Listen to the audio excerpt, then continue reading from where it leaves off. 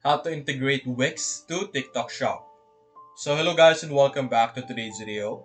In today's video, let's show you how you will be able to connect our Wix over here together with our TikTok Shop.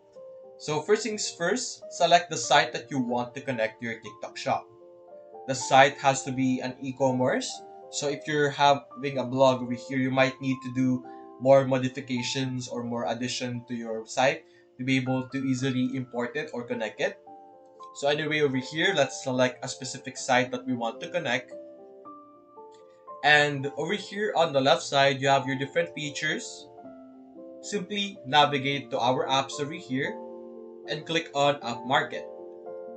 The App Market contains all kinds of apps that we could install into our Wix website. And over here, simply search for TikTok Shop. And we will be able to see different types of application that involves TikTok.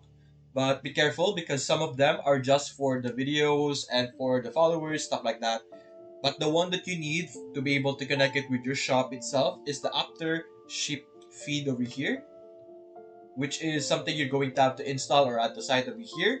And then you're basically just going to log into your TikTok shop and you will then be able to connect and sync and sell with TikTok shop.